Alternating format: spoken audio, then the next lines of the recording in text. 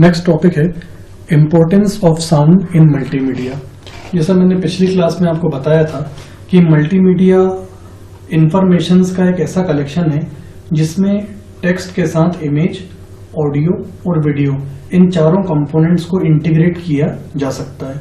उदाहरण के लिए जब आप पावर पॉइंट की स्लाइड बनाते हो तो पावर पॉइंट की स्लाइड बनाते समय आप जरूरत पड़ने पे टेक्स्ट का इस्तेमाल करते हो, जरूरत पड़ने पे इमेज लगाते हैं, आप ऑडियो भी लगा सकते हैं और जरूरत पड़ने पे वीडियो भी पुटअप कर सकते हैं।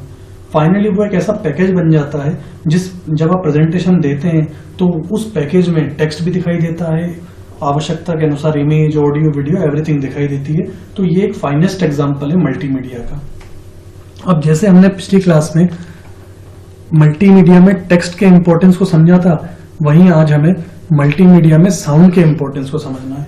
तो हालांकि ये बात तो बहुत ही सिंपल है कि साउंड का अपना एक इम्पैक्ट होता है। बगैर साउंड के प्रेजेंटेशन लगभग बिल्कुल डाउन पोजीशन पे कहलाएगी। आप समझ लीजिए कि कोई मूवी आप देख रहे हैं उस पर साउंड नहीं हो, आप कोई एडवर्टीजमेंट सुन रहे हो उसमें साउंड नहीं हो, आप कोई प्रेजेंटेशन देख रहे हो उसमें साउंड नहीं हो, तो बिना साउंड के तो वो इफेक्टिव होगी ही नहीं कभी भी। बिल्कुल वो ऑलमोस्ट मान के चलिए डेड है। फिलहाल इंपॉर्टेंस की बात से पहले हम समझ लेंगे साउंड क्या है। तो साउंड एक ऐसा कंपन है जिसे सुनने की शक्ति के आधार पर पहचाना जाता है। मतलब यूजुअली हम साउंड को देखते तो है नहीं और ना तो उसको हम क्या करते हैं, साउंड को हम सुनते ही हैं। तो यहाँ पर यही बात बताई गई है कि साउंड एक ऐसा कंपन है, एक ऐसा वाइब्रेशन है जिसे हम सुनने की शक्ति के आधार पर पहचानते हैं। सामान्यतः हम उन वाइब्रेशंस को सुनते हैं जो हवा के जरिए एक स्थान से दूसरे स्थान पर जाते हैं। साउंड का प्रसार गति उस माध्यम के प्रकार, तापमान और दबाव पर निर्भर करता है। इनका कहना यह है कि वाइब्रेशंस जो होते हैं वो हवा के जरिए एक जगह से दूसरी जगह पहुंचते हैं और कहीं ना कहीं साउंड भी इन चीजों पर बहुत ज्यादा डिपेंड करता है। आप देखते होंगे कि नाइट के समय में, रात के समय में साउंड हमें दूर दूर का भी सुनाई देता है। तो क्योंकि बाकी साउंड कम होता है, हवा का भी प्रसार ज्यादा रहता है, तो जैसे जहां हवा जाती है तो साउंड कहीं ना कहीं उसका इफेक्ट उन चीजों में पड़ता है। तो कुल मिला के यहाँ यही बताया जा रहा है कि साउंड की जो प्रसार गति है, प्रसार गति मतलब साउंड का एक जगह से दूसरी जगह पे ट्रेवल होना, जाना, तो वो साउंड का जो गति है वो कहीं ना कहीं तापमान और दबाव पर भी निर्भर करती है। हालांकि इसका बहुत ज्यादा इफेक्ट नहीं पड़ता, लेकिन फिर भी इम्पैक्ट तो थोड़ा बहुत तो पड़ता ही है। ओवरऑल बात ये तो था साउंड। अब बात करते हैं इसके इम्पोर्टेंस के बारे में। तो जैसा मैंने पहले आपको बताया कि audio is used in computers to enhance the multimedia applications in various ways. इसका मतलब ये है कि मल्टीमीडिया एप्लीकेशंस को एनहेंस करने के लिए, यानी कि उसे और बेहतर ढंग से प्रदर्शित करने के लिए, उसको और इम्प्रेसिव बनाने के लिए हम मल्टीमीडिया एप्लीकेशंस में ऑडियो का इस्तेमाल करते हैं। Nowadays there are endless application programs that are designed to educate people using the internet। इसमें कहा जा रहा है कि अभी के समय में endless, अंतहीन प्रोग्राम ऐसे हैं, अंतहीन ऐसे प्रोग्राम्स हैं, ऐसी एप्लीकेशंस हैं जो इंटरनेट के माध्यम से लोगों को एजुकेट कर रही हैं। अब when you look at the internet education you will see that they need to have audio help। अब आप उसमें देखते हैं कि इस तरह के प्रोग्राम्स में कहीं ना कहीं ऑडियो की जरूरत होती है। आप बिलीव कीजिए अगर यहाँ ऑडियो नहीं होगा तो ये पूरी तरह से मान लीजिए डेड है सब कुछ। Because then the education is much easier. People who want to learn something using the power of the internet, they will much rather watch an educational video। यहाँ पर ये बताया जा रहा है कि अगर कोई व्यक्ति इंटरनेट के माध्यम से कुछ सीखना चाहता है और अगर उसे कोई एजुकेशनल वीडियो से कुछ ज्ञान प्राप्त करना है तो वहाँ पर ऑडियो एक बहुत इंपॉर्टेंट रोल प्ले करता है। आप इसी वीडियो की बात कर लीजिए जो मैं आपको अभी बता रहा हूँ। मैं यहाँ पर केवल आपको स्लाइड्स दिखाऊं, मेरी आवाज़ आप तक ना पहुँचे, तो यहाँ पर कहीं ना कहीं थोड़ा सा इम्प्रेशन डाउन होगा और ज़्यादा इफेक्टिव प्रेजेंटेशन ही बन नहीं पाएगी। और अभी जिस तरह से मेरी बात आप तक पहुंच रही है शायद उस तरह से बात ना पहुंच पाए। तो यही है ऑडियो का इम्पोर्टेंस एक मल्टीमीडिया एप्लीकेशन में। अब यहाँ पर नेक्स्ट टॉपिक है मोनो और स्टीरियो साउंड। तो अभी थोड़ी देर पहले हमने समझा साउंड के बारे में कि साउंड एक तरह का वाइब्रेशन है जो हम अपने कानों से सुनते हैं। अब यहाँ पर साउंड को दो कैटेगरीज में बांटा गया है, एक मोनो और दूसरा स्टीरियो। तो यहाँ पर सबसे पहले मोनो समझ लेते हैं कि मोनो साउंड में one single channel is used. मतलब मोनो साउंड में केवल एक सिंगल चैनल यूज किया जाता है। हालांकि ये ना समझें कि इस साउंड में स्पीकर भी एक ही होगा, ऐसा नहीं है। स्पीकर एक से ज्यादा हो सकते हैं लेकिन वो सभी सिग्नल की सेम कॉपी को ही प्रोड्यूस करेंगे। In monaural sound one single channel is used it can be reproduced through several speakers. हालांकि ये साउंड कई स्पीकर्स के द्वारा दिया जा सकता है, लेकिन वो सारे ही speaker same copy of signals को ही प्रोड्यूस करेंगे। आपने सुना होगा इसके अलावा सराउंड साउंड आपने सुना होगा। सराउंड साउंड आप जैसे डिजिटल बड़े बड़े आप वो डीजे वगैरह देखते हो, सराउंड साउंड अलग अलग स्पीकर्स, कोई उसमें मोटी आवाज निकालता है, कोई पतली आवाज निकालता है। वो ऑडियो एक ही है, लेकिन उस ऑडियो को उनने अलग अलग स्पीकर्स के थ्रू एक्सट्रैक्ट कर दिया। एक मोटी थाप निकालेगा, एक जिसमें बेस ज्यादा होगा, एक जिसमें टेरिबल ज्यादा होगा, वो सराउंड साउंड हो गया। ये सराउंड साउंड नहीं है, ये मोनो साउंड है। ये सिंपल एक कॉपी साउंड की ही प्रोड्यूस करेगा, भले स्पीकर कितने भी ज्यादा हो, लेकिन सबको सिग्नल की एक ही कॉपी मिलेगी। अब जिस सराउंड साउंड की बात है, मोनो साउंड को मैं ऐसे दर्शा सकता हूँ, ये एक ही सिग्नल की कॉपी है। एक ही सिग्नल की कॉपी 2 स्पीकर में जा रही है, 3 स्पीकर में भी जा सकती है, 4 में भी जा सकती है, लेकिन जाएगा केवल एक ही सिग्नल। आप सोचेंगे कि ये स्पीकर थोड़ा अलग साउंड निकाले, ये अलग साउंड निकाले, तो ऐसा मोनो साउंड के केस में नहीं है। अब बात करते हैं अगले स्टीरियो साउंड की। तो in stereophonic sound more channels are used. इस तरह के साउंड में टिपिकली 2 तरह के चैनल्स यूज किए जाते हैं। जो मैंने सराउंड साउंड की आपसे बात करी वो इससे भी ज्यादा इनहेंस्ड है। ये सराउंड साउंड से छोटा वर्जन माना जा सकता है। अब इसमें कहा गया है you can use 2 different channels and make 1 feed speaker to the second feed speaker which is the most common stereo set. This is used to create directionality perspective space. तो जैसा मैंने आपको बताया कि यहाँ पर सिग्नल्स अलग अलग हो सकते हैं, जिसको मैं इस चित्र के थ्रू दर्शा सकता हूँ। देखिए यहाँ पर 2 अलग स्पीकर हैं, एक को अलग सिग्नल मिल रहा है और दूसरे को अलग सिग्नल मिल रहा है। तो यहाँ पर साउंड की थोड़ी वैरायटी बढ़ जाती है। और यूं समझ लीजिए कि मोनो साउंड की तुलना में स्टीरियो साउंड थोड़ा सा ज्यादा इम्पैक्टफुल होता है, ज्यादा इफेक्टिव होता है। अगले टॉपिक में साउंड की हम 2 कैटेगरीज के बारे में बात करेंगे, एक एनालॉग कैटेगरी और दूसरी डिजिटल।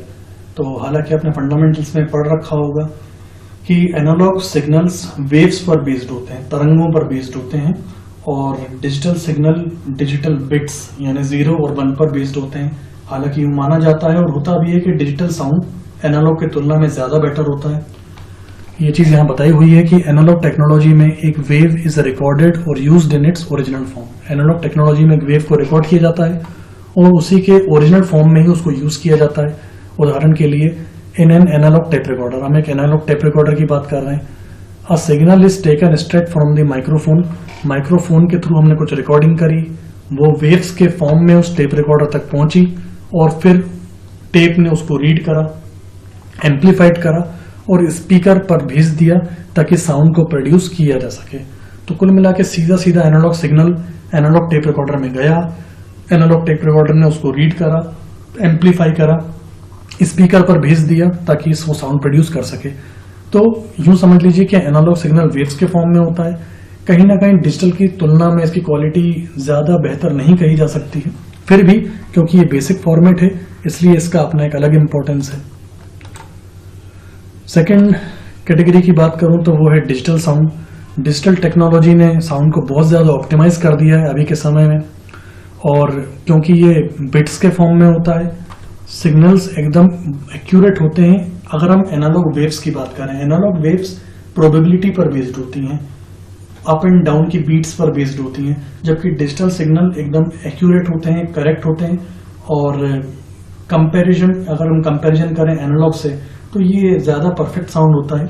ये चीज यहाँ पर बताई हुई है।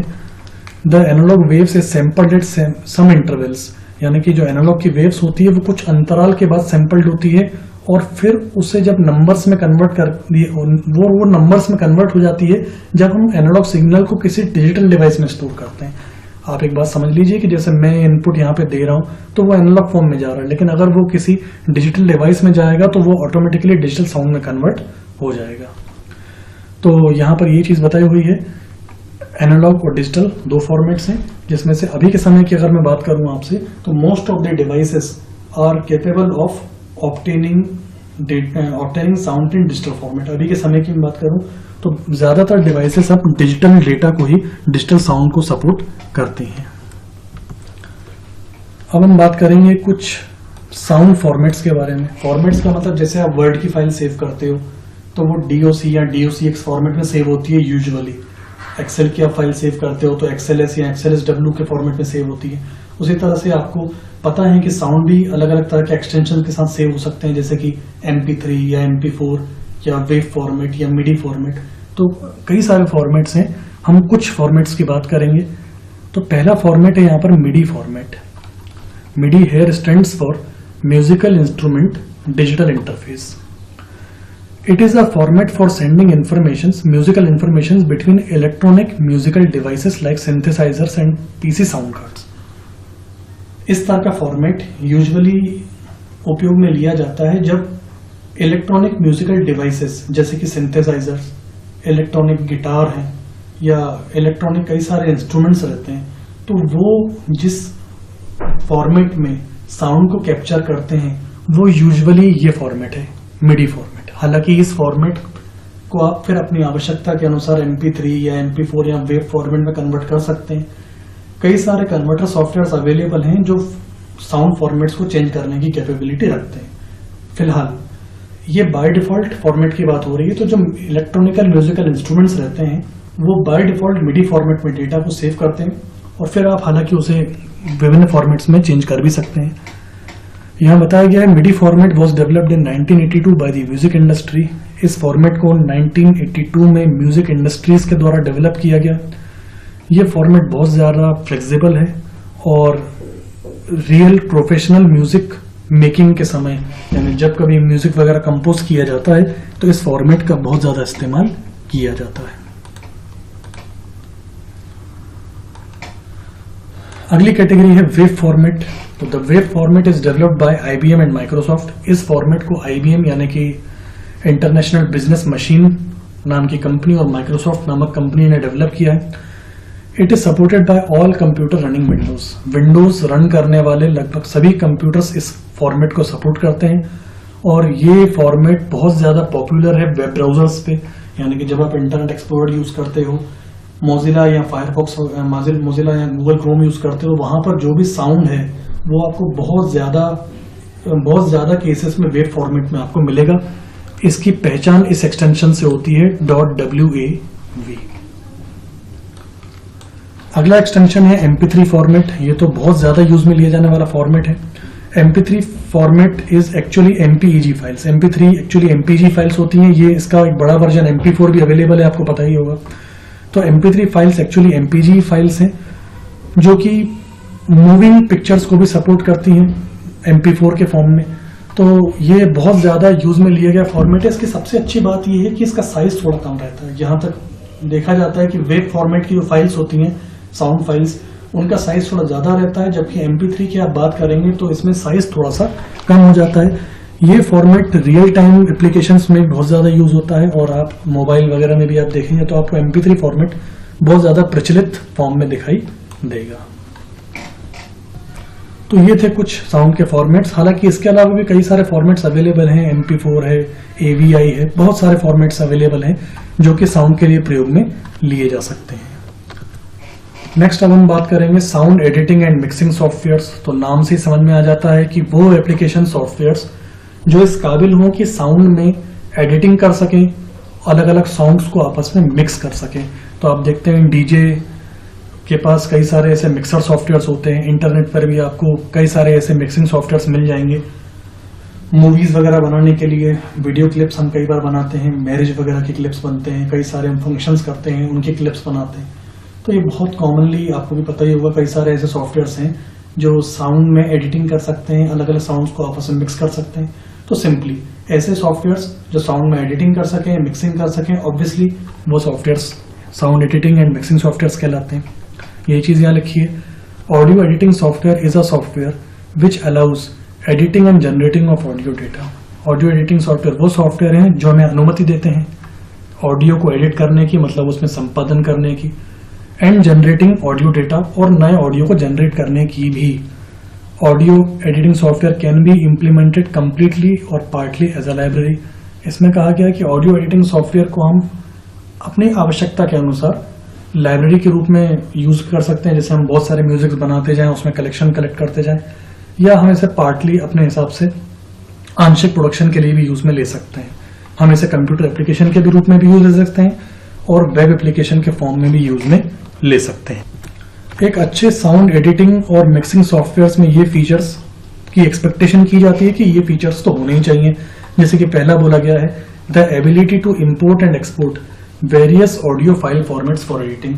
उनमें क्षमता होनी चाहिए कि हम अलग अलग तरह के ऑडियो फाइल फॉर्मेट, जैसे कि wave format, MP3 format, MP4 format, MIDI format, इन सभी तरह के फॉर्मेट्स को इंपोर्ट कर सकें। इन सभी फॉर्मेट्स में फाइल को इंपोर्ट या एक्सपोर्ट कर सकें। रिकॉर्ड ऑडियो फ्रॉम वन और मोर इनपुट्स, अलग अलग इनपुट से हम ऑडियो रिकॉर्ड कर सकें। जैसे आपने माइक्रोफोन भी अटैच कर रखा हो, सिंथेसाइजर भी अटैच कर रखा हो, तो ये अलग अलग प्लेटफॉर्म्स में से हम एक साथ ही कंबाइंड फॉर्म में डेटा को गैदर कर सकें। अब जैसे कोई गाना कंपोज करेगा तो ऐसा तो है नहीं कि वो पहले गा ले बाद में उसमें म्यूजिक फीड करे, या पहले म्यूजिक दे दे बाद में गाना।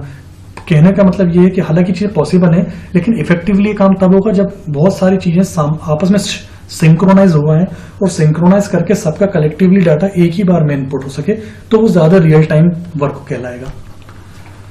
Edit the start time, stop time and duration of sound. किसी साउंड के स्टार्ट टाइम को सेट करना, स्टॉप टाइम को यानी कि किसी साउंड को काटना, बीच में से स्टार्टिंग देना, उसकी बीच में एंडिंग देना अपने हिसाब से। फेड इनटू और out of a click. Fade into मतलब देखा होगा कई सॉन्ग्स एंडिंग के समय धीमे होने लगते हैं, कई म्यूजिक ऐसा होता है जब एंड होने वाला होता है तो धीमा होने लगता है, तो ये चीज फेड आउट कहलाती है। और शुरू होते समय वो तेज बीट पकड़ता है तो फेड इन कहलाता है। तो ये सब सेटिंग्स करना कि कब उसे फेड इन होना है, कब म्यूजिक ऊपर उठना है, कब डाउनफॉल आना है, ये सब चीजें हम एक्सपेक्ट करते हैं एक अच्छे सॉफ्टवेयर के साथ। Mix multiple sound source tracks, कई सारे सोर्सेस, कई सारे अलग अलग सॉन्ग्स को, ऑडियो क्लिप्स को मिक्स करने की उसमें कैपेबिलिटीज हो। अप्लाई सिंपल और एडवांस इफेक्ट्स, और इनपुट करने के साथ साथ उसमें अलग अलग इफेक्ट्स डालने की भी कैपेबिलिटीज होनी चाहिए। जैसे बीच में हम कई बार चाहते हैं कि कुछ अलग अलग तरह के साउंड्स उसमें डाल पाएं, जैसे आप सीरियल देखते हैं, मूवीज देखते हैं, बीच में हंसने की आवाज आती है या क्लैपिंग्स की आवाज आती है, तो ये ऐसी चीजें हम एक्सपेक्ट करते हैं एक अच्छे एडिटर से। प्लेबैक साउंड के साथ मैनेज करना, कन्वर्जन तो हमने खैर पहले पढ़ा ही कि अलग अलग क्वालिटी लेवल्स के साथ डिफरेंट ऑडियो फॉर्मेट्स के बीच में कन्वर्जन करना। तो ये कुछ बिंदु हैं, ये कुछ पॉइंट्स हैं जो हम एक्सपेक्ट करते हैं, उम्मीद करते हैं कि ये सारे फीचर्स होने चाहिए एक साउंड एडिटिंग और मिक्सिंग सॉफ्टवेयर में। तो फाइनली अब आप समझ गए होंगे कि ऐसे सॉफ्टवेयर जो साउंड को इनपुट करने के बाद, साउंड को लेने के बाद उसमें आवश्यकता के अनुसार एडिटिंग करने की, मिक्सिंग करने की, ऑल्ट्रेशन करने की, उनमें इफेक्ट्स ऐड करने की, और अलग अलग तरह के कई सारे फीचर्स रखते हों, ऐसे सॉफ्टवेयर्स को साउंड एडिटिंग और मिक्सिंग सॉफ्टवेयर कहा जाता है।